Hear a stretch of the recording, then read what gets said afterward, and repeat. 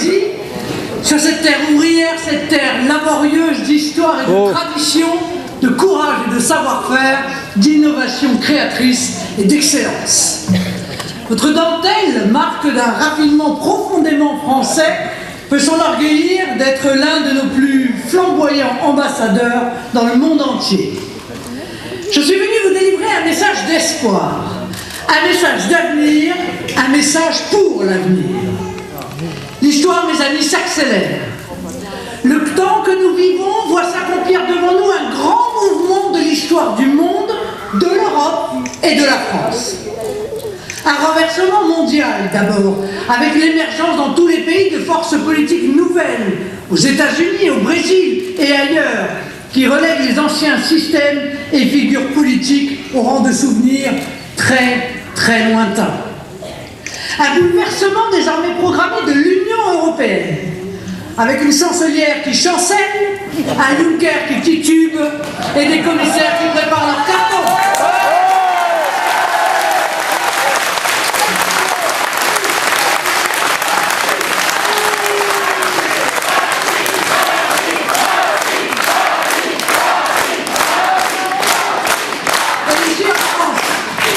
Le prétendu nouveau monde qui apparaît pour ce qu'il est. Un régime d'à peine 2 ans, déjà usé, exténué, à la recherche d'un second souffle.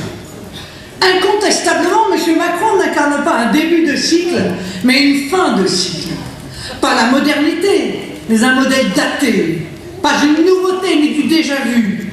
Pas une œuvre originale, mais une sorte de copier-coller. Souvenez-vous, en 2012, le système avait prévu que Dominique Strauss-Kahn devait être mis à la tête de la France. Un accident de salle de bain en a décidé autrement. Qu'à cela ne tienne, une grâce bien peu divine nous a resservi le plat en 2017, non sans l'avoir repassé en cuisine. Macron, en réalité, c'est un recyclage de Strauss-Kahn.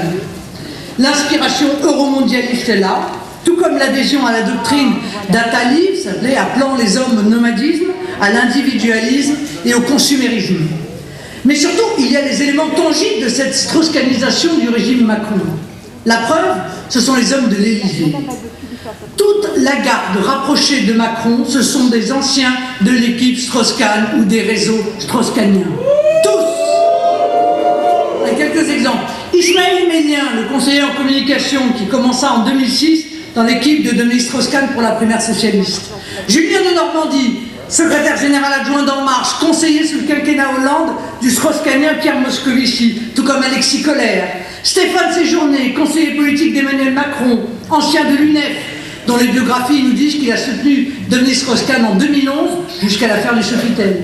Cédric O, de l'équipe de campagne de Strauss-Kahn lors de la primaire socialiste de 2006, puis lui aussi issu du cabinet de Pierre Moscovici. Quentin Lefebvre, qui entre dans le cabinet du président par le strauss-kahnien Ismaël Mélien. Benjamin Griveaux, vous savez, celui qui ironisait sur les clopes et le diesel, ancien collaborateur direct de Strauss-Kahn. Gérard Collomb, qui soutient la candidature de Strauss-Kahn à la primaire de 2006, ainsi que son chef de cabinet, M. Gérier. Jean Pisani-Ferry, qui fut collaborateur de Dominique Strauss-Kahn à Bercy. François Patria.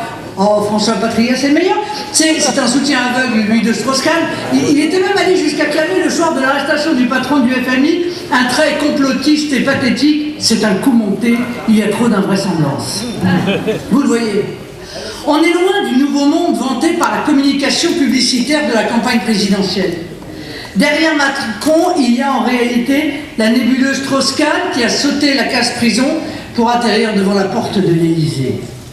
Comment s'étonner qu'en novembre 2017, peu avant la crise des Gilets jaunes, l'ancien directeur du FMI louait l'action d'Emmanuel Macron et lui prédisait, signe d'ailleurs d'une grande perspicacité, un quinquennat formidable.